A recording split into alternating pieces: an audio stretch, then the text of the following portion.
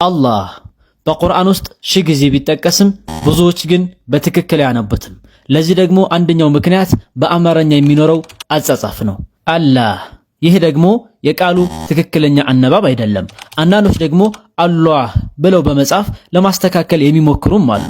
ሁለቱም ግን ትክክለኛውን አነባብ አይገልጹም። በዛሬው ቪዲዮ በቁርአን ውስጥ ይህን ወሳኝ የሆነውን ቃል ትክክለኛ አነባቡን የምናይ ይሆናል። ለቻናሌ አዲስ የሆናችሁ ሰብስክራይብ እንድታደርጉ በአክብሮት እየጋበዝኩኝ ቀጥታ ወደ ትምህርቱ እናልፋለን። በመጀመሪያ ደረጃ በዓለማችን ላይ ከሚገኙ ቋንቋዎች መካከል አብዛኛዎቹ ላይ የሌለ ሆኖም አረብኛ ቋንቋ ላይ የምናገኘው አንድ ባህሪ አለ።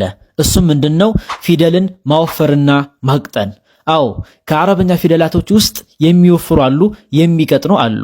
ማወፈር ብሎ ማለት ምን ማለት ነው? ፊደሉን በምናነብበት ጊዜ ድምፁ አፋችን ውስጥ እንዲሰበሰብ ወይም ደግሞ እንዲጠራቀም በማድረግ ጎርነን ባለ ድምፅ ማንበብ ሲሆን፣ ማቅጠን ማለት ደግሞ በተቃራኒው ድምፁ ወደ ውጭ እንዲወጣ በማድረግ ቀጠን ባለ ድምፅ ፊደልን ማንበብ ማለት ነው። ታዲያ አንድን ፊደል በምናወፍርበት ጊዜ አፋችን ከውስጥ በኩል የመስፋትና የመለጠጥ ነገር ሲኖረው፣ ፊደሉን በምናቀጥንበት ጊዜ ደግሞ አፋችን ላይ ፈገግ የማለት ነገር ይስተዋላል። ይህ የመወፈርና የመቅጠን ሁኔታ በደንብ ግልጽ እንዲሆንልን እነዚህን ቃላት እያነጻጸረን እንመልከት።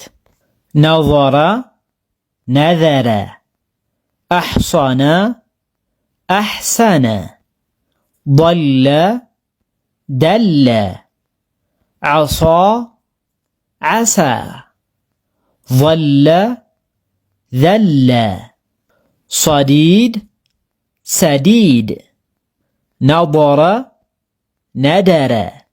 እነዚህ ቃላቶች ላይ እንዳስተዋልነው የመጀመሪያዎቹ ፊደላት ወፈር ወይም ጎርነን ባለ ድምፅ ሲነበቡ፣ ሁለተኛዎቹ ደግሞ ቀጠን ባለ ድምፅ ተነበው እናስተውላቸዋለን። ታዲያ 28ቱ የአረብኛ ፊደላት ከዚህ አኳያ ለሶስት ይከፈላሉ። አንደኛ ሁሌም የሚወፍሩ፣ ሁለተኛ ሁሌም የሚቀጥኑ፣ ሶስተኛ አንዳንዴ የሚወፍሩ አንዳንዴ የሚቀጥኑ ናቸው። ሁሌም የሚወፍሩት ፊደላት 7 ሲሆኑ እነሱም ኹሷ፣ ضغጢን፣ ቂዝ ተብለው ይጠራሉ። ማለትም ኸ፣ ሷድ፣ ዷድ፣ ገይን፣ ጦ፣ ቃፍና ዛእ ናቸው። ለምሳሌ ኻበ፣ ሶላቱን፣ ضላሉን፣ ጋፊሪን፣ ጠላቁን፣ ቃለ፣ ظهረ። ስለዚህ እነዚህን ፊደላት ስናገኝ ማወፈር ወይም ድምፃችንን ጎርነን ማድረግ አለብን ማለት ነው።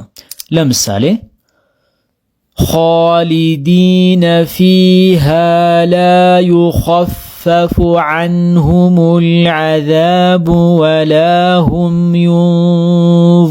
ዩንዘሩን الذي أحسن كل شيء خلقه وبدأ خلق الإنسان من طين استعينوا بالصبر والصلاة إن الله مع الصابرين وما هم عنها بغائبين። ወደ ሁለተኛው እንለፍ። ሁሌም የሚቀጥኑ ፊደላት እነሱ ደግሞ የቀሩት ሌሎቹ ፊደላቶች ሲሆኑ ከ3 ፊደላቶች በስተቀር አሊፍ፣ ላምና ራ። እነዚህ 3ቱ ፊደላቶች አንዳንዴ ከሚወፍሩ አንዳንዴ ከሚቀጥኑ ፊደላቶች ውስጥ የሚመደቡ ሲሆኑ ከዚህ ውጭ ያሉት 18ቱ ፊደላቶች በሙሉ ሁሌም የሚቀጥኑ ወይም ቀጠን ባለ ድምፅ የሚነበቡ ፊደላት ናቸው። ቅድም እንዳልነው እነዚህን የሚቀጥኑ ፊደላት በምናነብበት ጊዜ አፋችን ላይ ፈገግ የማለት ነገር ወይም ደግሞ ወደ ጎን ከፈት የማለት ባህሪ ይስተዋላል። ለምሳሌ ሸይጣን እንጂ ሸይጣን አይባልም። ከፈረ እንጂ ኮፈረ አይባልም። ሐጅ እንጂ ሖጅ ብለን ማወፈር የለብንም። ስለዚህ እነዚህን ፊደላት በምናገኝበት ጊዜ ቀጠን ባለ ድምፅ ማንበብ ይኖርብናል ማለት ነው። ወደ ሶስተኛው እንለፍ። አንዳንዴ የሚወፍሩ አንዳንዴ የሚቀጥኑ ፊደላት እነሱም ቅድም እንዳልነው 3 ፊደላት ሲሆኑ አሊፍ፣ ላምና ራ ናቸው። ከቀላሉን ጀምር። አሊፍ የአሊፍ ፊደል መወፈርና መቅጠን ከሷ ቀድሞ በመጣው ፊደል ይወሰናል። ምን ማለት ነው? ከሷ ቀድሞ የመጣው ፊደል የሚወፍር ፊደል ከሆነ ትወፍራለች፣ ከሷ ቀድሞ የመጣው ፊደል የሚቀጥን ከሆነ ትቀጥናለች ማለት ነው። ይበልጥ ግልጽ እንዲሆንልን እነዚህ ቃላት ላይ የምትገኘዋን አሊፍ እያነጻጸረን እንመልከት። ኻበ፣ ታበ፣ ቃለ፣ ማለ፣ ዓሷ፣ ዓሳ፣ ዷል፣ ዳል። ለምሳሌ ቃለ ቃኢሉን ሚንሁም ወለው ሻአ አላህ ፈአስበሐ ፊል መዲነቲ ኻኢፋ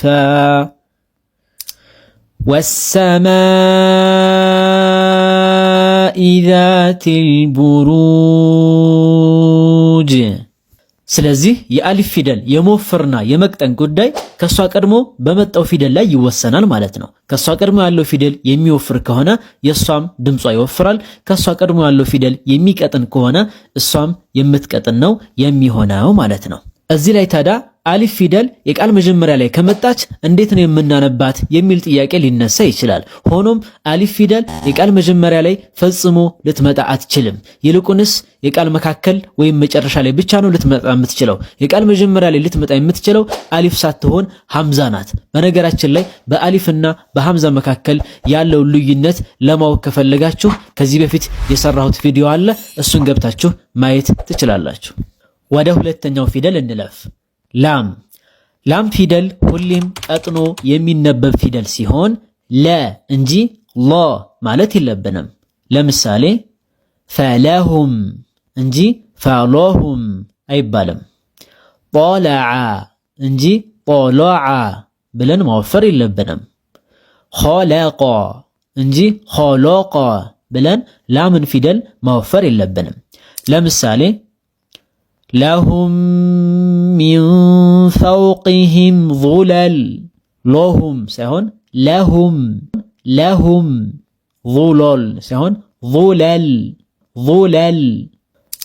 ላኪን ለዚነ ተቀው ረበሁም ለሁም ጀናት፣ ሎኪን ሳይሆን ላኪን፣ ሎሁም ሳይሆን ለሁም። አለዚ አሕሰነ ኩለ ሸይኢን ኸለቀህ፣ አለዚ እንጂ አለዚ አይባልም። ኩለ እንጂ ኩለ አይባልም። ኸለቀህ እንጂ ኸለቀህ ብለን ላምን ፊደል ማወፈር የለብንም።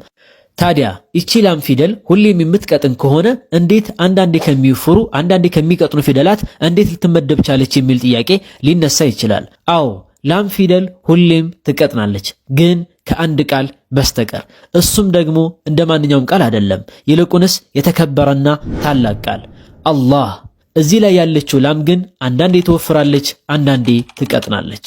ማለትም አላህ ብለን አወፍረን የምናነብበት ጊዜ አለ፣ አላህ ብለን አቅጥነን የምናነብበት ጊዜም አለ ማለት ነው።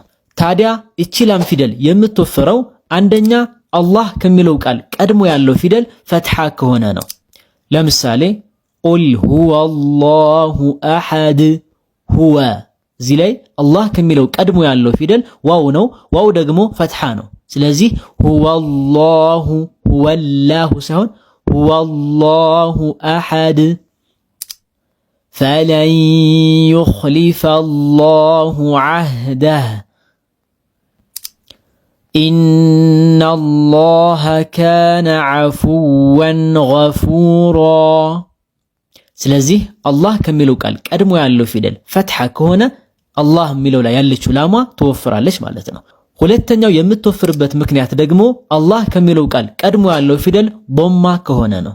ለምሳሌ ኢዛ ጃአ ነስሩላሂ ወልፈትሕ፣ ነስሩ አላህ ከሚለው ቃል ቀድሞ ያለው ፊደል ራ ሐረካው ዶማ ነው። ስለዚህ ላሟ ትወፍራለች። ነስሩላሂ ኢዛ ጃአ ነስሩላሂ ወልፈትሕ ወዕቡዱ ላህ ወላ ቱሽሪኩ ቢሂ ሸይአ ፈኡላኢከ የቱቡ ላሁ ዐለይሂም። ስለዚህ ባጭሩ አላህ ከሚለው ቃል ቀድሞ ያለው ፊደል ፈትሐ ወይም ዶማ ከሆነ አላህ የሚለው ቃል ላይ ያለችው ላሟ ትወፍራለች ማለት ነው። በተቃራኒው እቺ ላም ፊደል የምትቀጥነው ደግሞ አንደኛ አላህ ከሚለው ቃል ቀድሞ ያለው ፊደል ከስራ ከሆነ ነው። ለምሳሌ ቢስሚላሂ አላህ ከሚለው ቃል ቀድሞ ያለው ፊደል ከስራ ስለሆነ ላሟ ትቀጥናለች። ቢስሚላሂ ሳይሆን ቢስሚላሂ። ወከፋ ቢላሂ ሐሲባ ኑዙለን ሚን ዒንዲላህ ከዛሊከ ዩሕይላሁል መውታ። ስለዚህ አላህ ከሚለው ቃል ቀድሞ ያለው ፊደል ከስራ ከሆነ ትቀጥናለች ማለት ነው። ሁለተኛው ደግሞ የምትቀጥንበት ምክንያት አላህ ከሚለው ቃል ቀድሞ ያለው ፊደል ተንዊን ከሆነ ነው። ተንዊን ማለት ፈትሐተይን፣ ከስረተይን ወይም ዶመተይን ማለት ነው። ለምሳሌ ሊመ ተዒዙነ ቀውመን ላሁ፣ እዚህ አላህ ከሚለው ቃል ቀድሞ ያለው ቀውመን የሚለው ተንዊን አለው። ስለዚህ ስናያይዝ አላህ የምትለው ላይ ያለችው ላሟ ትቀጥናለች። ቀውመን ላሁ። ሌላ ምሳሌ ቁል ሁወ አላሁ አሐዱን ላሁ ሰመድ። አሐዱን ላሁ እዚህ ላይ ቀጥለን በምናነብበት ጊዜ አላህ ከሚለው ቃል ቀድሞ ያለው ተንዊን ስለሚሆን እዚህም ላይ ትቀጥናለች። አሐዱን ላሁ። እዚህ ቦታ ላይ ታዲያ የምናቆም ከሆነ ግን ላሟ አትቀጥንም፣ ይልቁንስ ትወፍራለች። በጥቅሉ እንግዲህ አላህ የሚለው ቃል ላይ ያለችው ላም አንዳንዴ ትወፍራለች፣ አንዳንዴ ትቀጥናለች። የምትወፍረው ከሷ ቀድሞ ያለው ፊደል ሐረካው ፈትሐ ወይም ዶማ ከሆነ ነው።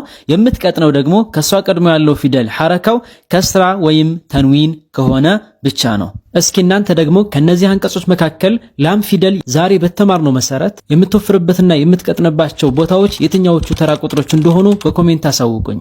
ስለዚህ የላም ፊደል አነባብን አይተናል። የሚቀረን የራ ፊደል አነባብ ነው። እሱ ደግሞ ሰፋ ያለ ህግ ስላለው በሌላ ቪዲዮ የምንመለስበት ይሆናል። የዛሬው ቪዲዮአችን ይህን ይመስል ነበረ። ቪዲዮውን ብዙ እንደተጠቀማችሁበት ተስፋ አደርጋለሁ። እንደዛ ከሆነ ደግሞ ለሌሎች በርካታ ወንድምና እህቶች እንዲዳረስ ላይክ እና ሼር ማድረግ እንዳይረሳ። በቀጣይ በሌሎች ቪዲዮዎች እስክንገናኝ ድረስ መልካም ጊዜ እመኝላችኋለሁ። ወሰላሙ አለይኩም።